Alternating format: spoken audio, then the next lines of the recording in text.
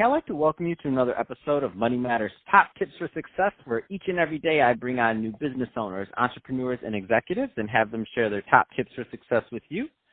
My name is Adam Torres. You can follow me on Instagram at AskAdamTorres. Keep up with my book releases, book tour schedule, signings, all that other good stuff. Always love to connect with you there. And as always, if you'd like to apply to become a co-author of one of my upcoming books, just head on over to the website, moneymatterstoptips.com, and click on Become an Author to apply. All right, so today I have Gene Fritz on the line, and he's Managing Director over at U.S. Realty Advisors. Gene, welcome to the show. Thank you, Adam. Good morning. Good morning, and excited to have you here. And I do want to get into what you're doing over at U.S. Realty Advisors, and we're going to get into some tax discussion.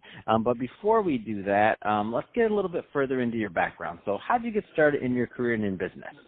Well, it's a long story, but I'll give you the abbreviated version. I've been in the commercial real estate business and in that space for probably close to 30 years.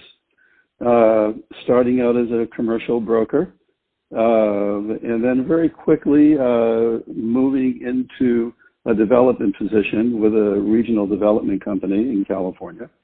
And that really provided the basis of my learning and my mentoring in the commercial space. It's been a very successful career. It has its ups and downs. That kind of track the market, but you have to learn in the difficult times, and it makes the best times even better. So, awesome. Let's switch it up a bit, Gene. I do want to get into what you're doing over at U.S. Realty Advisors, which is a real estate consultancy firm specializing in property tax appeal. So, tell us a little bit more about the business, please. Okay, well, U.S. Realty Advisors is an advisory consultancy firm. We take on assignments, based upon client needs. And what we find ourselves focusing on lately, and probably will continue to do so, are tax appeals. When markets go up, nobody's concerned about valuations, at least when it comes to taxes, because usually market values are increasing at a pace that's greater than what the assessor's office is reassessing properties for on a yearly basis as they go up. But during times when markets aren't increasing, or they may even be declining, very quickly a property owner, commercial property owner specifically, can find themselves in a situation where their assessed value exceeds market value, and that their annual tax bill is far ahead of what the marketplace is indicating. So in those situations, clients will contact us and bring us in to make a valuation of their property and see if it comports with what the assessed value is. And more often than not, when we're being called in those situations, the assessed value exceeds the market value.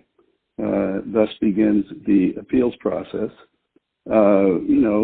Which, abbreviated is basically, the tax years in question that we're going to be asking for a reassessment, together with a reappraisal of the property, and then submitting it to the assessor's office and then to an appeals board. Typically, if you can work something out with the assessor's office on the valuation before going to an appeals board, that's always the first choice. That can happen, doesn't always, but it can happen. But more often than not, it's submitted to the appeals board, where the assessor's office is represented by their personnel, and the property owner is represented, by themselves together with me and anybody else involved on their side in terms of advocacy. It's submitted to the board. Everybody makes their arguments on valuation, and then the board decides, and we'll usually give you a decision within a relatively, short time frame, whether or not you succeeded in your petition to reduce the value of your property.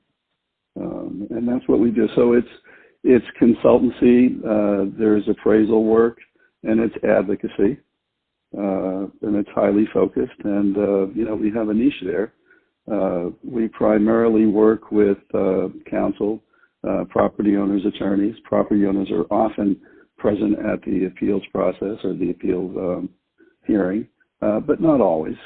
And that's generally what we do. We have other services.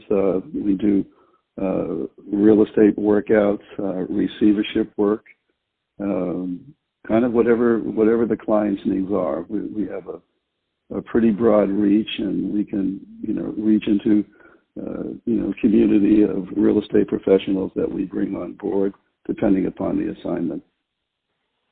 What are what are the size of some of these properties? And I'm just trying to get a feel, like, what are some of these? You've been in the field for a long time.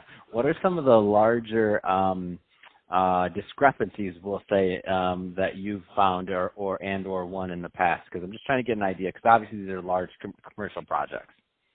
Oh, I mean, the valuations can be off by several $1 million, which, wow, that's what I thought you were going to say. I just wanted to hear you say it. Wow, it's unbelievable. So when you think about what the at the given tax rate in any locale, any tax area, that can amount to 10, 20 or more $1,000 a year in perpetuity. Oh my goodness. And when you're able to reduce that tax bill, it leaves additional cash flow to the bottom line, which is then capitalized. So the valuation, the creation of additional value by a reduction in the tax base is pretty significant. It's not a small matter. Raising a rent. It's the same thing as raising a rent. It's the same thing. Exactly. And it's in perpetuity, so it's not like so what you're trying to say, Gene, is that they don't come back and say, "Oh, we're going to lower this for you." That's not happening anytime, not typically. not anytime soon. I mean, there's you look at the budget of any municipality, big city like Los Angeles, they're not giving that money back so easily. You're going to have to go and make your case. But we generally find that the appeals boards, fairly balanced. I mean, they're drawn from the private sector, so they're not all, one-sided. But you have to make an argument, and you have to have sound data. And we usually advise our clients that, if we don't think the data is there to support what they believe a reassessment is, then, we would advise them not to go forward with it, or what the real odds are. But when usually when they come to us, people are pretty, property owners are sophisticated. And they understand valuation. So when they present us with an assignment, they've done their homework, and then it's up to us to do the rest. No, that makes a lot of sense. So in terms of types of properties you work on, just so that and also areas. So you're located in Calabasas. What areas do you work in? What types of properties are typically the best fit? So we're not confined to Calabasas. It's a great place to live and work, but we're regional. We go statewide, and the kinds of properties that we find ourselves, or that we're being presented with, just run the gamut of all commercial categories. It can be anything from a parking garage to an industrial building to an apartment building. There's just no one particular property that we seem to be focused in on or that are being reassessed. So awesome. So, Gene, if somebody is listening to this and they are interested in learning more about U.S. Realty Advisors because maybe they haven't had, they think an assessment is done improperly, what's the best route for them to reach out and to connect?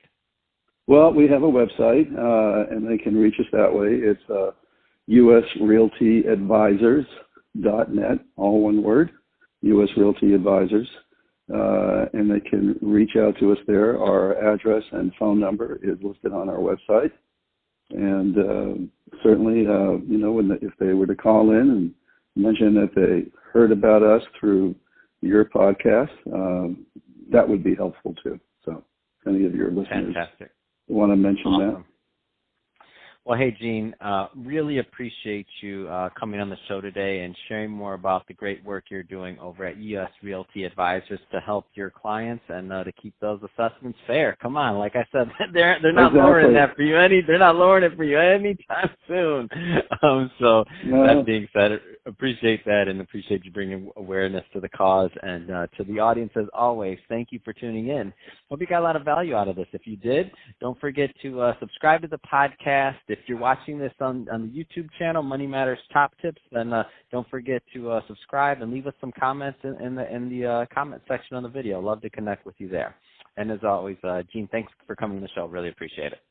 Thank you, Adam. It's been a pleasure.